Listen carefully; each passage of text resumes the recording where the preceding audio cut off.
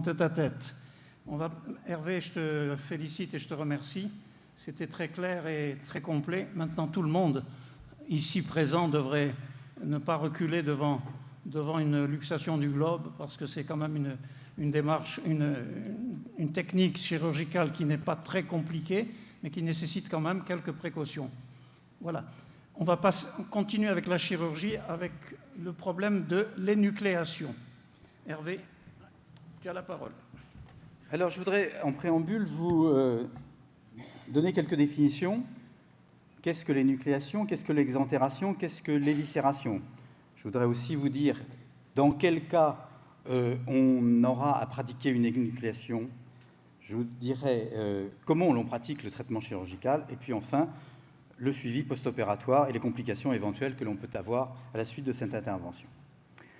Alors, extrait du bouquin de Slater, les différentes interventions chirurgicales que l'on peut pratiquer au niveau du globe oculaire. Tout d'abord, l'énucléation, c'est l'ablation du globe oculaire, c'est-à-dire la coque cornéosclérale détachée de ses muscles extraoculaires, détachée de son nerf optique. Lorsqu'il existe une lésion beaucoup plus importante qui est extraoculaire, intra- et extraoculaire souvent, on pratique une exentération, c'est-à-dire qu'on va vider la totalité du contenu de l'orbite. Et puis enfin, on a l'éviscération du globe oculaire, c'est l'intervention qui est pratiquée lorsque l'on met en place dans la coque cornéosclérale une prothèse de volume. Alors, quelles sont les indications d'énucléation?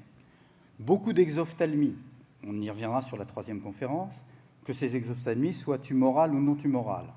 Le glaucome dépassé ou des accidents, je vous ai dit que ça serait horrible, ce que je vous montrerai. Fermez les yeux, je vous en prie, mais quand vous avez un œil complètement explosé comme ça, vous imaginez bien que la réparation n'est pas possible. L'énucléation, elle est nécessaire aussi quand il y a un animal qui est douloureux. Et ce pauvre vieux chat qui est atteint d'hypertension artérielle, eh bien son œil gauche, il lui fait mal. Et donc, il faut l'enlever. Les abcès rétrobulbaires et les panophtalmies, les tumeurs intraoculaires. Une tumeur intraoculaire, ici un mélanome, c'était celle-là. Quand on coupe l'œil, un méchant mélanome qui était venu pousser à l'intérieur. Encore un autre exemple de mélanome, ici un lymphome de l'iris.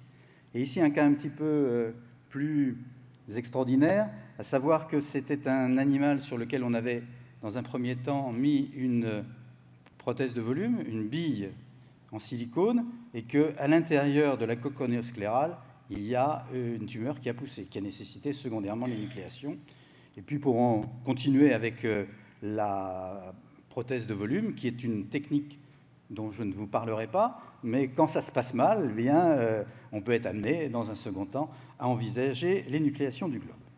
Encore un autre exemple. Donc pas mal d'indications de cette intervention chirurgicale, soit des infections, soit des tumeurs, soit des douleurs, soit des glaucomes dépassés, enfin tous les yeux épouvantables. Je crois qu'on a toujours intérêt à pratiquer rapidement une énucléation. Au point de vue cosmétique, ce n'est pas terrible, mais pour le bien-être de l'animal, c'est très important. Encore un chat avec une tumeur du globe oculaire. Et puis, il faut penser aux nouveaux animaux de compagnie, ce petit lapin là qui se retrouvait avec une tumeur intraoculaire et extraoculaire sans doute. Et puis de temps en temps, quand vous faites des interventions, mademoiselle posait la question de la tarsographie, ben voilà, un chat sur lequel on avait pratiqué, suite à un ulcère cornéen, une tarsographie. On voit même la cicatrice de la cantotomie qui a été faite. Et bien, quand on arrive à ce stade-là, bien, il est évident qu'on est amené à retirer l'œil parce qu'on ne peut plus rien faire. Venons-en à ce qui vous intéresse encore plus. Je vous ai donné les indications, maintenant les techniques. Alors, c'est une intervention simple. Et 2 techniques sont publiées, à savoir soit l'énucléation abordée par voie latérale, soit l'énucléation en bloc. L'énucléation abordée par voie latérale, elle commence, comme la plupart des interventions qui ont pour but de travailler sur l'orbite, par un agrandissement de la fente palpébrale. Donc on pratique une cantotomie de l'angle externe de l'union des paupières.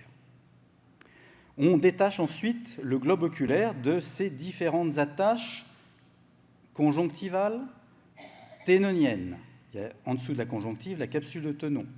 On coupe les muscles extraoculaires. La vascularisation du globe oculaire se fait par des vaisseaux qui pénètrent dans le globe au niveau de l'arrivée de ces muscles extraoculaires.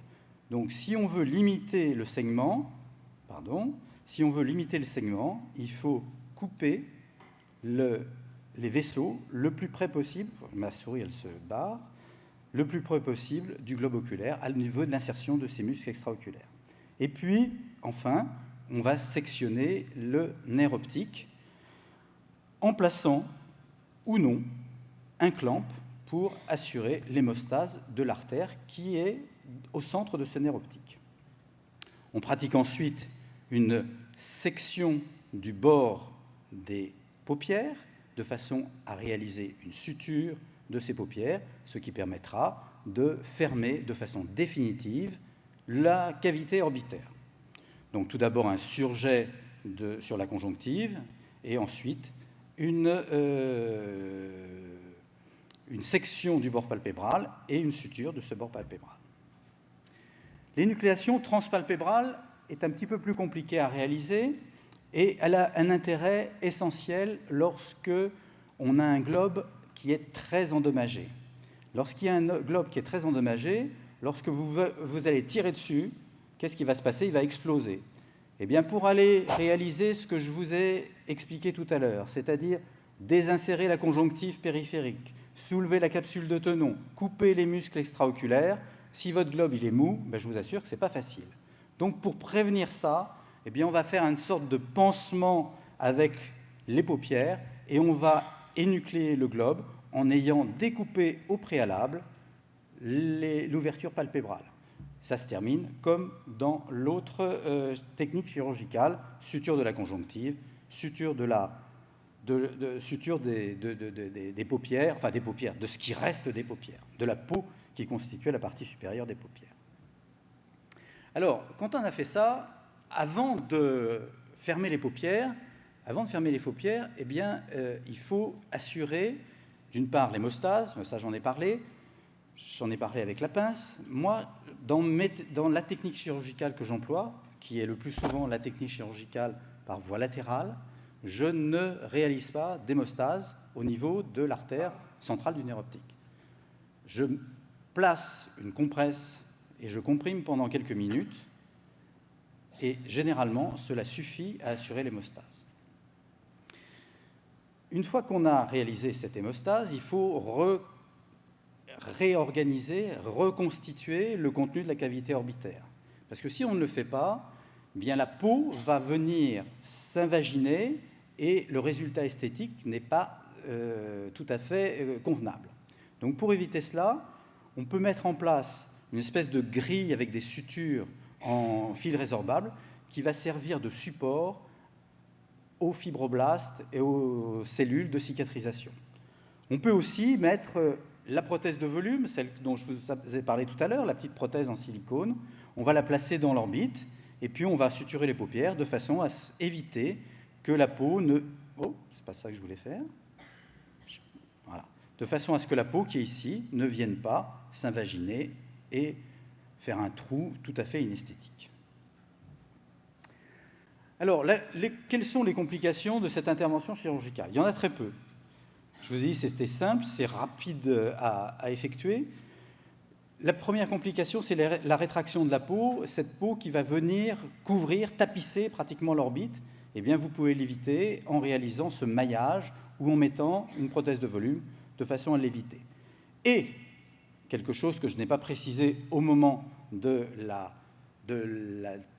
description de la technique chirurgicale, c'est qu'il faut réaliser une ablation de la membrane nictitante, laquelle membrane nictitante contient une glande lacrymale, et qu'il faut réaliser une ablation suffisante de la paupière supérieure dans laquelle est placée la glande lacrymale principale, de façon à éviter que les larmes ne continuent à couler et réalise ensuite une fistule lacrymale. En conclusion, je vous dirais que c'est une intervention simple, c'est vraiment à la portée de tout le monde. Elle est rapide. Si on ne prend pas trop de temps pour vouloir assurer une hémostase soignée en coagulant chaque petit vaisseau individuellement, Il est certain que c'est une intervention qui, au plan cosmétique, n'est pas géniale, surtout si l'animal a des poils ras, surtout si c'est un chat, et surtout si on ne prend pas la précaution de réaliser ce maillage ou la mise en place de la prothèse en silicone. Et puis, ce qu'il faut savoir, et ça, les propriétaires vous le demanderont à chaque fois, c'est qu'une fois qu'on a fini notre intervention, une fois qu'on a pratiqué l'ablation du limbe palpébral, eh bien, on ne peut plus rien faire d'autre, et c'est-à-dire qu'on ne pourra pas mettre l'œil de verre que le propriétaire aimerait bien voir à la suite de l'énucléation. C'est bon.